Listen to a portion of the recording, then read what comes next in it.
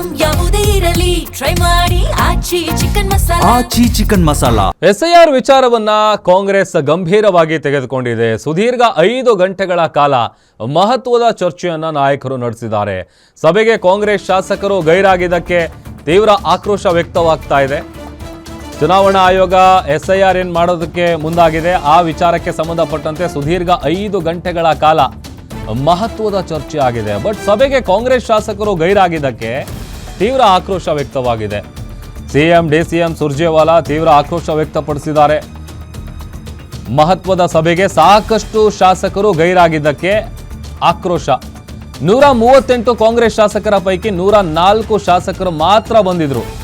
34 ಕಾಂಗ್ರೆಸ್ ಶಾಸಕರು ಮಹತ್ವದ ಸಭೆಗೆ ಗೈರಾಗಿರೋದು ಅವರ ಆಕ್ರೋಶಕ್ಕೆ ಕಾರಣ ಆಗಿದೆ. ಶಾಸಕರ ಗೈರಿಗೆ ಕೆಪಿಸಿಸಿ ಅಧ್ಯಕ್ಷ ಡಿ.ಕೆ. ಶಿವಕುಮಾರ್ ಅವರು ಬಹಳ ಸಿಟ್ಟಾಗಿದ್ದಾರೆ.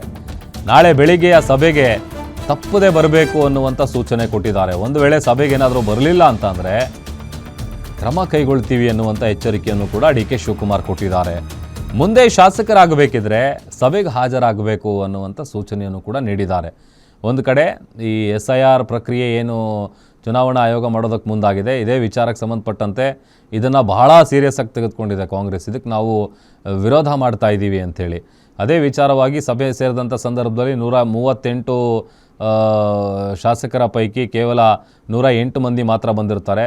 ಇನ್ನು 34 ಮಂದಿ ಬಂದಿರಲ್ಲ. ಹಾಗಾಗಿ ನಾಳೆ ಬರಬೇಕು, ನಾಳೆ ತಪ್ಪದೇ ಬರಬೇಕು. ಒಂದು ವೇಳೆ ಬರಲಿಲ್ಲ ಅಂತ ಅಂದರೆ ನಾವು ಶಿಸ್ತು ಕ್ರಮ ತೆಗೆದುಕೊಳ್ತೀವಿ ಅನ್ನುವಂಥ ಎಚ್ಚರಿಕೆಯನ್ನು ಕೂಡ ಕೆಪಿಸಿಸಿ ಅಧ್ಯಕ್ಷ ಡಿ.ಕೆ. ಶಿವಕುಮಾರ್ ಅವರು ಕೊಟ್ಟಿದ್ದಾರೆ.